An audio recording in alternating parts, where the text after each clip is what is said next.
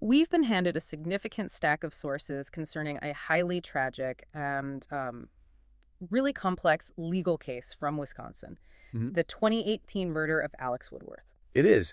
And what immediately strikes you when looking through this material is just how deeply the facts are buried under, layers and layers of shifting testimony. That's the real challenge here, isn't it? Our goal is to conduct a very methodical analysis of this material. We need to trace the timeline, look at the very different narratives from the defense and the prosecution. And isolate the specific pieces of evidence, Yeah. the silent, unmoving facts, the Mhm. things that ultimately convinced a jury and led to the legal outcome. This whole exploration has to be structured, really, because the defendant's credibility was the core issue. A methodical exploration is exactly what's needed, especially with the density of psychological and forensic details we have to work through. So let's first establish the key individuals involved in this tragedy. Okay. At the center, of course, is the victim, Alex Woodworth. He was just 24 years old at the time of his death. A devastating loss. It is, and it's absolutely vital we approach this analysis with the seriousness it deserves and acknowledge that loss suffered by Alex and his family. Of course. And our focus today is on the actions and the trial of the convicted perpetrator, Ezra J. McCandless. Who was known by a few different names, right? Yes, including her birth names, Monica J. and Monica Carlin. The core facts, the ones established early in the investigation, they really set the scene. Alex Woodworth was fatally stabbed 16 times in McCandless's car. And this happened on March 22, 2018, in a pretty remote area, Springbrook, Wisconsin. That's right. And before we jump into the events of that day, I think it's important to note the nature of the relationships here. This wasn't a random act of violence. No, not at all. It was rooted in a very complex, sort of triangular interpersonal conflict. It involved McCandless, the victim Alex Woodworth, and also McCandless's ex-boyfriend, Jason Mengel. Exactly. And to understand the prosecution's eventual motive, you have to see how desperately McCandless was attempting to navigate, or, as the prosecution argued, manipulate these relationships in the hours right before the homicide. So to dissect that final argument that this was intentional homicide, we really have to establish the precise sequence of events on March 22nd. Yes, that timeline is absolutely crucial because the unusual, agitated behavior that witnesses observed just hours before the homicide, well, it forms the backdrop for the whole tragedy. Okay, let's start the day then. It seems to begin with what appears to be a very deliberate, unannounced visit. McCandless begins the early afternoon of March 22nd by turning up at Racy DeLean's Coffee Lounge in Eau Claire, Wisconsin. Right, and that's where her ex-boyfriend, Jason Mengel, was. The sources confirmed she was there, and the coffee shop's own security footage corroborated her presence. And Mengel's testimony later on revealed a really significant detail, didn't it? It did. He observed her behavior during this brief interaction, and he found her deeply agitated, unsettled. He described her as acting in a manner that was odd. So this wasn't just a casual hello, something was clearly off. Exactly. Either something was disturbing her, or she was trying to project a certain state of mind. The agitation itself is an important clue. So she sees Mengel, she leaves, and according to her statement to police, she then went directly to Alex Woodworth's house. Her reason, she claimed, was simply to return some items she had that belonged to him. On the surface, a pretty innocuous errand. But that preceding interaction with Mengel just casts immediate suspicion on that simple explanation, doesn't it? It really does. Mengel was so unsettled by her appearance, her demeanor, and what she said at the coffee shop that his concern just escalated. It escalated when he realized she had driven to Woodworth's residence, which wasn't far away. It suggests she was already highly focused on the dynamics between these two men in her life. I think that's a fair assessment. And Mengel's reaction really speaks to the level of his concern. It shifts the situation from just a personal unease to an actual intervention attempt. He followed her on his bike to Woodworth's house, looking for her. So what did he find when he arrived, and how did his presence end up leading to the police getting involved? Well, when Mengel got there, he found her car, a 2003 Chevy Impala, parked outside. And here's a critical detail the prosecution later emphasized. The engine was still running. Still running. So what does that imply? That she was planning a quick departure? It could imply that, or that she was just keeping the car warm. But either way, it suggested a state of readiness or urgency.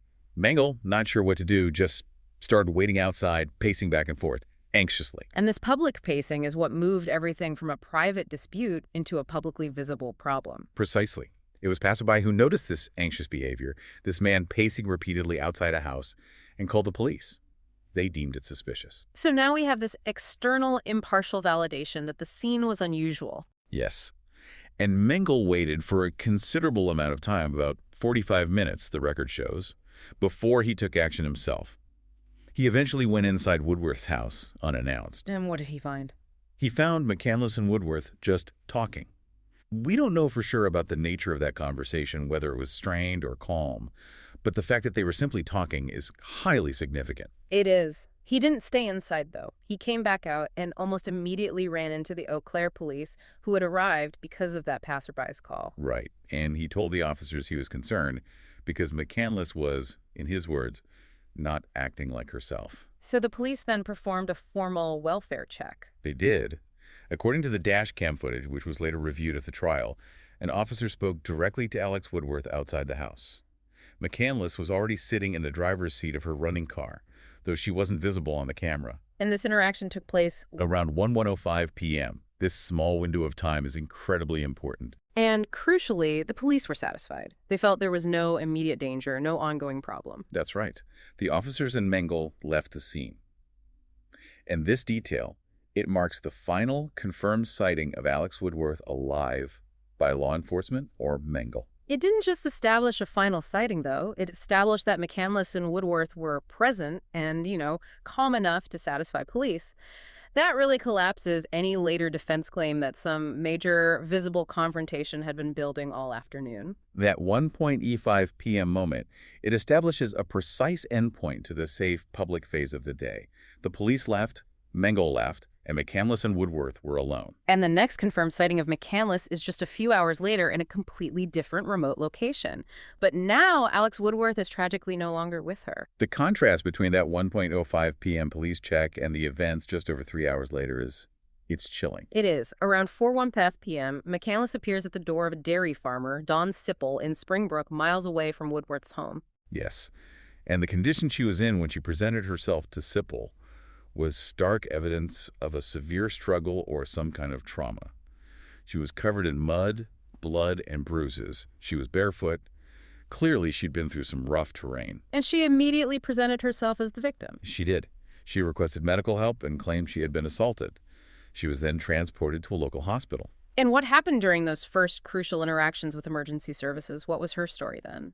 Well, at the hospital, she repeatedly asked for Jason Mengel, the ex-boyfriend who'd been so concerned about her earlier. And critically, during these initial interviews with officers, paramedics, hospital staff, she consistently maintained that she could not remember what had happened. So amnesia, that was her first narrative. That was her first shield, yes, suggesting amnesia due to trauma. And the sources say the search for Alex Woodworth began that night, spurred by her presence and her condition, but the police couldn't find him or the car on the evening of March 22nd. Right. The gap in the timeline between 1:05 p.m. when the police left and 4:15 p.m. when she sought help was geographically wide. The homicide occurred far from Woodworth's home in Eau Claire, out in that remote Springbrook area. It's this time and space, hidden from view, that the prosecution later filled in with their theory of intentional violence. Exactly. The mystery of the missing car and the missing man came to a devastating close the following morning, March 23rd. The investigation changed course dramatically with the discovery of the crime scene. Yes. Officers returned to the area near Don Sipple's dairy farm, focusing on the rough path she must have taken to get to his farmhouse. And that's when they saw the telltale signs. Footprints in the mud on a remote dirt road. And following those footprints led them directly to McCandless's 2003 Chevy Impala. It did. And the scene itself spoke volumes about how the struggle ended. The car was stuck fast in the dirt on this remote road, and Woodworth's body was found, hanging partially out of the back of the Impala. He just paints a picture of sudden chaos, followed by a failed attempt to escape or move the scene. And the physical evidence of the attack was immediate and clear. The coroner's report confirmed the severity and the focused nature of the violence. Woodworth had sustained 16 stab wounds. 16! And we aren't talking about random defensive slashes here. The source material is very specific that these wounds targeted vulnerable areas: his head, neck, groin, and torso. The nature and number of those wounds, 16 in sensitive areas, immediately provided a strong foundation for the state's argument of intent, rather than a brief struggle for survival, which is generally what self-defense implies. It seems like it would be hard to argue self-defense with that level of violence. Extremely hard, A single or maybe 2 or 3 stab wounds might align with a panicked defensive reaction aimed at disarming an aggressor. But 16 wounds, strategically placed, points very strongly toward an overwhelming intentional assault designed to neutralize or kill.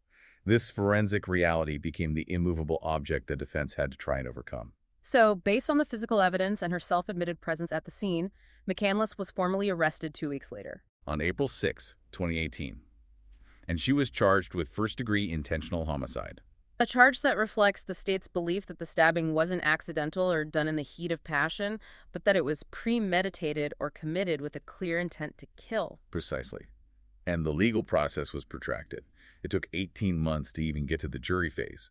The trial itself began on October 15, 2019, at the Dunn County Judicial Center. And it was during that trial that the prosecution had to meticulously dismantle her evolving defense, focusing on the highly visible inconsistencies in her accounts. The story she told the police on March 22nd and 23rd was not the story she told the jury in October 2019. This part is really the analytical core of the case, isn't it? It is. The success of the state's case rested on demonstrating that McCandless fabricated not just one lie, but a whole series of interconnected lies. Lies intended to mislead authorities and construct a self-defense claim that was just thoroughly contradicted by the forensic and physical evidence. So let's review those initial interviews.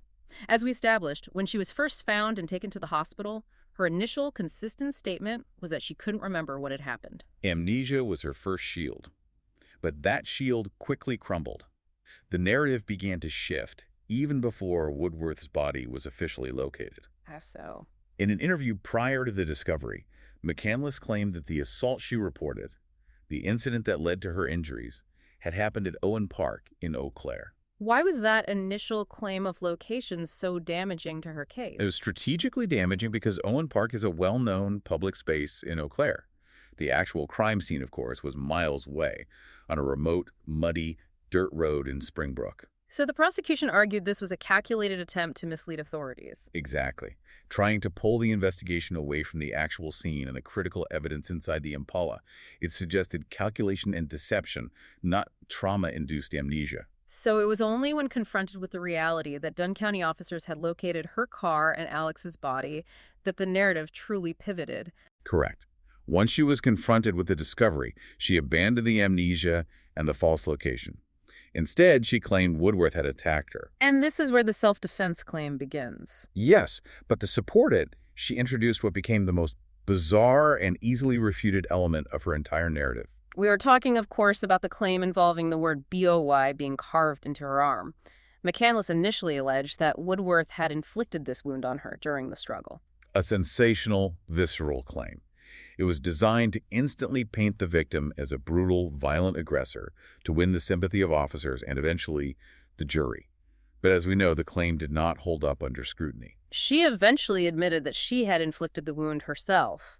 But what's fascinating is how expert medical testimony was able to verify this was self-inflicted even before her admission. And that's where the power of forensic medicine comes in.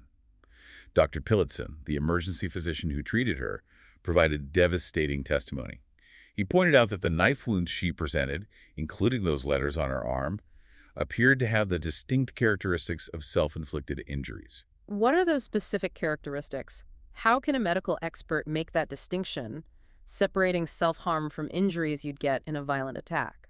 Well, there are several established markers. Firstly, self-inflicted wounds often show what are called hesitation marks, shallow cuts, right next to the deeper final injury.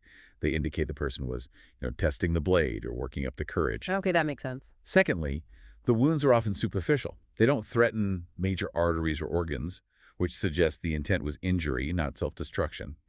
And most critically, in a dynamic physical fight, wounds are typically random in depth and location because of the chaos. But self-inflicted wounds Are often in readily accessible locations and follow a parallel rhythmic pattern. The nature and the accessibility of the injury the doctor saw directly contradicted the claim that Woodworth inflicted it during a frantic struggle. And that detail must have profoundly undermined her entire credibility in the eyes of the jury. If she fabricated that injury, a central piece of physical evidence in her story, then her other claims about being attacked might also be untrue. Absolutely. The medical professional's impartial, expert assessment completely fractured the foundation of the defense's argument. This move fabricating evidence of victimization indicated a level of pre-planning or calculation that went far beyond just panic. Let's look now at the physical evidence of the weapon itself, which further countered the idea of a knife just randomly appearing during a struggle. Yes, the knife used in the murder was traced back to McCandless's own family. It was confirmed to be from her father's house.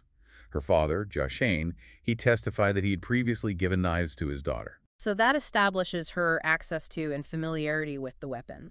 It counters any story that the knife belonged to Woodworth or was just a random tool picked up in the moment. It shows she brought the means to commit the crime to the scene. And then there's the critical issue of the blood evidence, which the prosecution used to completely refute her description of where the struggle happened. A huge point. McCandless claimed that Woodworth attacked her in the backseat of her car, implying the struggle occurred inside the vehicle. That claim required the whole brutal struggle, the moment 16 stab wounds were inflicted, to have happened inside the cramped confines of a Chevy Impala. Yes, but the prosecution emphasized that most of the blood evidence, the pooling, the spatter patterns, the physical transfer marks, the undeniable physical reality of the scene, was actually found outside of the car. That is an enormous contradiction. If she was fighting for her life in the backseat, why was the evidence predominantly external? Forensic analysis provided the answer.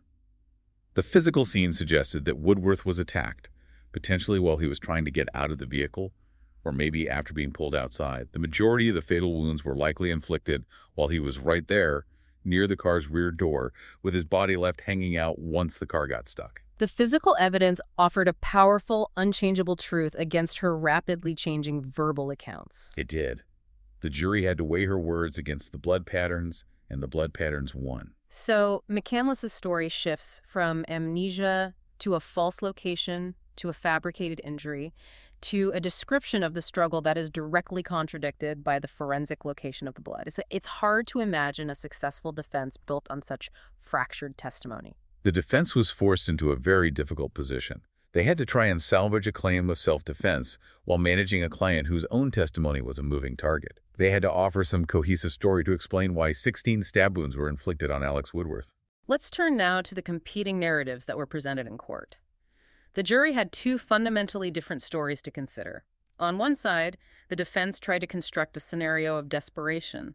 On the other, the prosecution painted a picture of calculated elimination. The defense's primary strategy, once the original claims of pure victimization fell apart, was self-defense. And it was rooted in rejection and alleged aggression. Her attorney argued that Woodworth was enraged because she didn't want to be with him and was ending their relationship. That was the core claim. The defense presented a scenario where, once they were alone, Woodworth allegedly forced himself upon her and then attacked her, which prompted her desperate, violent response. And McCandless herself took the stand. A very risky legal move when credibility is this compromised. She testified that she had stabbed him solely in self-defense, reiterating her objective was only to get away from the immediate threat. So this narrative positioned the 16 stab wounds not as intentional murder, but as the consequence of a panicked, necessary struggle for survival. Right. If the defense could convince the jury of that, even if the force was excessive, it might lead to a lesser charge, like second-degree manslaughter, or even an acquittal. But the nature of the wounds was a massive hurdle for them. Almost insurmountable, you'd think. They had to argue that a struggle so panicked it required 16 stabs to the head, neck, and groin was still proportional to the threat. But the most damaging factor wasn't just the number of stabs, it was McCandless's own evolution of the self-defense account. This shift in her testimony from the police interviews to the stand became a huge liability. It did. The prosecution utilized this perfectly to demonstrate fabrication over time. They carefully compared her earlier, less aggressive statement to police with her highly detailed and dynamic testimony in court. What were the specific differences in how she described handling the knife? In her earlier statement to the police, she described a struggle that led to her hand being cut, and she emphasized taking the knife away from him. Her quote was, "And I cut my hand because I kept trying to grab him, and then I finally got free, and I finally got the knife away from him." So that version is very passive and defensive. It's focused on disarming him and escaping. Exactly. But the courtroom testimony portrayed a much more proactive and aggressive confrontation. Significantly so, right? Oh, yes. At trial, the account became almost tactical. She recounted, and this is another quote, "I decided then to knee him in the groin, and he drops the knife at that point. Instantly, I grabbed the knife. I started stabbing him anywhere and everywhere I could." Wow. The legal distinction between those two accounts is immense. That shift from passively getting the knife away to actively deciding to knee him, instantly seizing the weapon, and repeatedly stabbing him anywhere and everywhere, it radically transforms the legal analysis. It transforms the legal defense from self-preservation into potential retaliation. And in the eyes of the jury, that move from "I finally got the knife away from him" to "I started stabbing him anywhere and everywhere" reinforced the state's argument that her story was fabricated and refined over time to justify excessive force. It sounds less like a desperate escape and more like an execution of intent. Given the details she provided in that second account and the extreme number of wounds, the prosecution argued that this level of violence was just incompatible with merely trying to get away. The goal in self-defense is to terminate the threat and escape. Precisely. The violence described in the trial testimony, when combined with the forensic fact of 16 wounds aimed at critical areas, suggested an intent to kill, not just to flee. The prosecution successfully used the contrast in her own words to suggest escalating exaggeration, not a consistent account of self-defense. So turning to the prosecution's central theory, their motive argument wasn't about immediate rage. It was about McCandless's overriding desire to rekindle her relationship with Jason Mengel. They presented Alex Woodworth as an obstacle. Yes. The prosecution alleged that Woodworth was seen by McCandless as an inconvenience, a complication standing in the way of her getting back together with Mengel. The state argued that she fatally stabbed Woodworth in hopes of ensuring he would not interfere with her intense emotional pursuit of Mengel. And there was a key piece of circumstantial evidence that strongly supported this motivation: the removal of Woodworth's phone from the scene. That detail was crucial. It speaks to intent after the fact. McCandless took Woodworth's phone when she fled.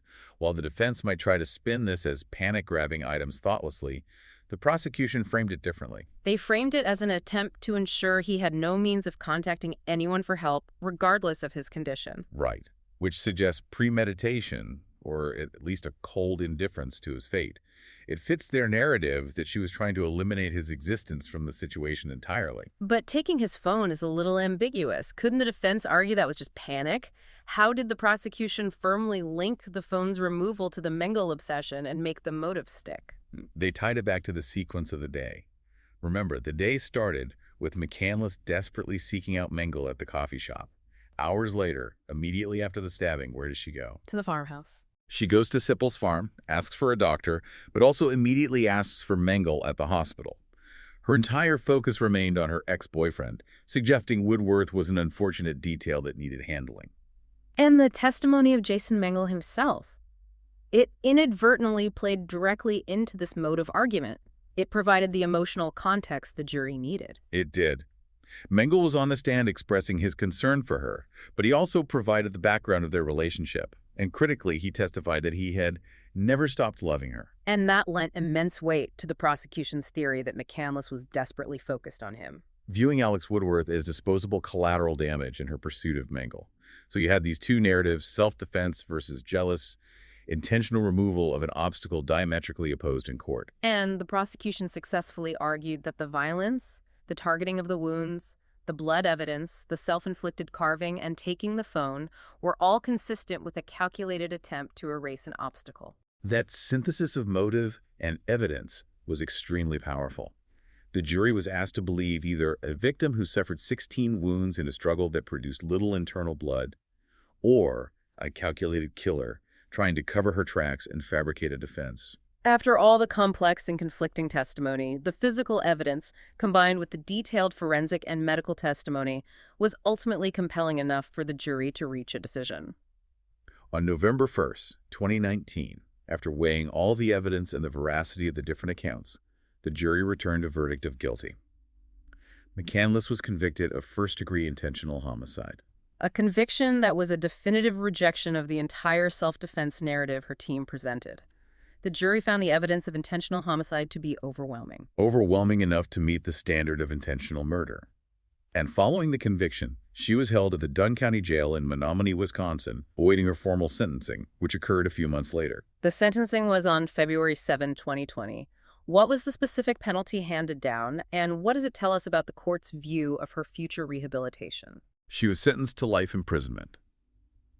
The court stipulated that she would be eligible for parole only after serving a minimum of 50 years, 50 years. Given that she was 22 at the time of the sentencing, this meant she would be well into her 70s before having any chance of release. It's effectively a life sentence without the possibility of parole for most of her life. And during the sentencing, the court received pleas for leniency from her own family. Her mother, Rosalina Gunnelson, formally pleaded with the court to consider a lesser term. She requested that her daughter be granted the possibility to petition for parole after 20 years rather than the imposed 50. A plea centered on granting her daughter a realistic hope for rehabilitation. But the court's adherence to the 50-year minimum reflected the gravity of the intentional homicide conviction. The judicial decision to mandate such a long period speaks volumes about the court's perception of the calculation and brutality of the crime. A crucial and often heartbreaking part of any sentencing is the impact statement from the victim's family. Alex Woodworth's aunt, Crystal Hall, delivered a powerful statement in court. She did. And Crystal Hall's statement focused not just on the life that was taken, but on the demeanor of the convicted during the entire trial. This observation was highly publicized. She noted, and I'm quoting, "Throughout the trial, we never saw any sign of sadness, shame, compassion, or the slight bit of remorse for what you had done." That observation, shared publicly in court, it speaks to the perceived psychological state of the killer.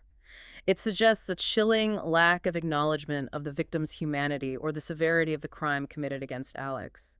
It reflects the family's pain and the disconnect they felt, seeing a defendant who was constantly shaping and reshaping her story, but never truly accepting responsibility or expressing genuine sorrow for Woodworth's death. And regarding her current status. As of the latest updates in our source material, McCandless is incarcerated at Taquita Correctional Institution in Fond du Lac, Wisconsin. And even after the conviction and the severe sentence, the legal battles are continuing. Our sources mention she was denied a new murder trial and is currently appealing the conviction to the state as of an update in April 2025. Which shows that even years later, the defense is still challenging the original ruling. They're likely arguing procedural errors or misapplication of law in a case defined by such complex and contested evidence. Cases marked by such dramatic swings in testimony and complex physical evidence often see multiple levels of appeal, don't they? They do. The defense has a powerful incentive to challenge how the jury weighed McCandless's rapidly evolving narrative against the immutable facts of the forensic evidence. The legal process is designed to allow that scrutiny, even when the initial verdict seems clear. So, in summary, this investigation into the murder of Alex Woodworth ultimately highlights the challenge faced by any jury when trying to discern the truth in a homicide rooted in tumultuous interpersonal conflict. They had to choose which narrative to believe. A meticulously constructed web of shifting stories centered on self-defense or the silent testimony of the physical evidence. the blood outside the car, the knife from her father's house. The medically verified self-inflicted carving and the sheer violence of 16 stab wounds. The significant inconsistencies in McCandless's account made the defense's case extremely challenging, leading the jury to conclude that the crime constituted first-degree intentional homicide, not justifiable self-preservation. It is a striking example of a legal case where the pursuit of truth was significantly impacted by the perpetrator's rapidly changing verbal accounts. And this raises an important consideration for you. How does the presence of multiple rapidly changing verbal narratives impact the ability of a legal system to discern fact from fiction, especially when those verbal claims are directly contradicted by fixed, unchanging physical evidence like forensic reports and medical testimony? It forces the legal system to weigh the spoken word against the brutal reality of the crime scene. A very difficult position for any jury to be in. Thank you for following this detailed analysis of the source material. Thanks for listening.